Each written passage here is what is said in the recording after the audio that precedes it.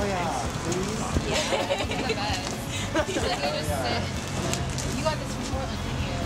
No, that one. No way. Awesome, baby. Thank you.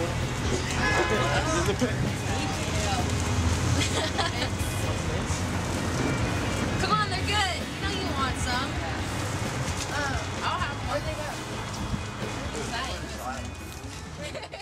And I think I realized when I was about, starting when I was 12, I just developed a lot of insecurity at that age. And, you know, I came from a really good household, a great supportive family, and I just got super critical of myself. And I focused on my academics, but I was still struggling with these issues that were unresolved. And then when I went to college, I got the, you know, I was number 1 in my class, the 420, whatever. Got the full ride to U of A. It's like, everything's picture perfect, I'm gonna be a doctor.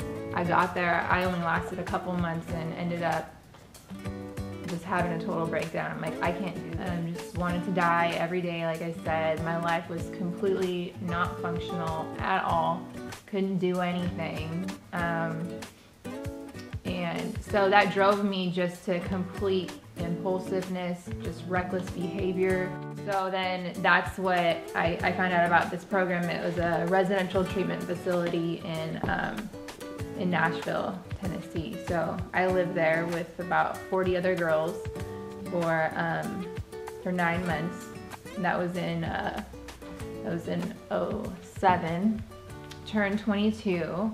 A month later, I woke up in the hospital after brain surgery. So yeah, my mom had found me in the afternoon in my bed having a kind of seizure.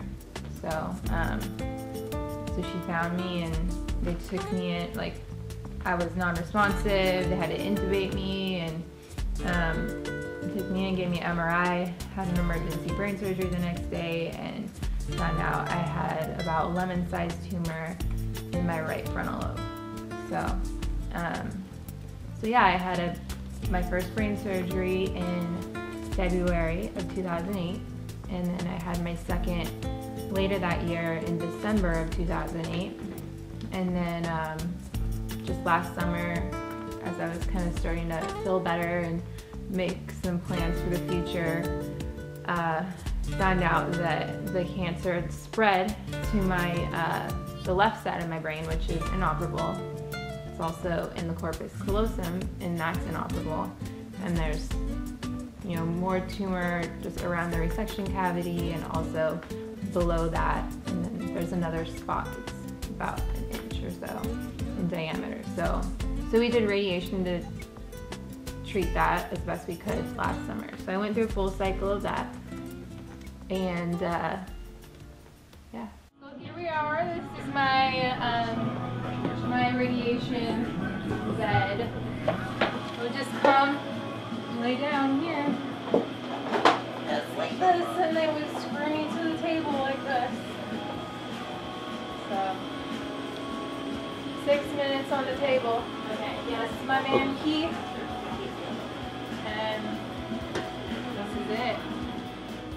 She was great. And I found her delightful, and we were very aware of her work with homeless people while she was here, because she was, even during treatment, she was still interested in doing that and going out on the streets and taking care of other people, much more interested in what was going on with others than even with herself. So she's really a good lady. Very good. Thanks for coming. I know, like, I'm healthy. But isn't that crazy, guys? I basically had no side effects from radiation. That's good. Right. Yeah. Other than the... Do I seem normal?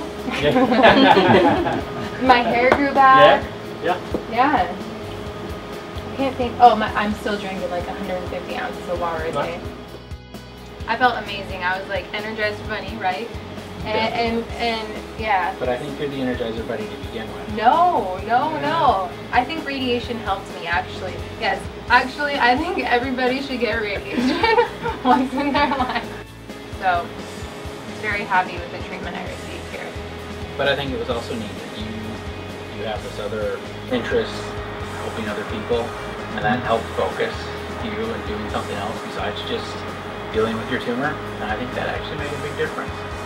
It's kind of nice to be able to feel well enough that you're able to say, I'm going to go help somebody else as well, even though I'm dealing with this major illness. Yeah. That was really important. Yeah. Well, it's important to, I don't know. I think you need to hire me to be like company morale, you know, All right. or like hospital. You know, I can just come and just be like the happy person and be like, hey, how are you doing today? And they're like, I need my bark back, you know. Oh, here you go. I'll hold your hair back, you know. I was getting ready for the KOMO News story they did on me last summer while I was going through radiation. And so I'm getting ready and I'm like, why, you know, just trying to process like, okay, why am I gonna be on TV again? You know, why are they doing this? And like, why do I care about people? Why do I do stuff on the streets and do what I do? And then that's when I just realized, I was like, yeah, you know, I know what it's like to be in their shoes. Like, no, I've never been homeless, but I know what it's like to feel hopeless and to feel like you have no future and that things are never gonna change. You know, there's no way things will ever change. So that I realized that that's why I care so much. That's why I do what I do. That's why I throw food out my window. That's why I stop and talk to people, and I want to hear their stories. It doesn't have to be some, you know,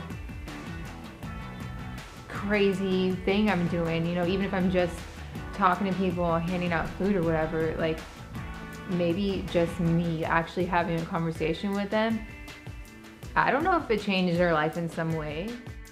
I really just care about people and want to see people living their life to the fullest, you know, because I know what it's like to not, and that's pointless. Who wants to hate their life and hate themselves and want to die?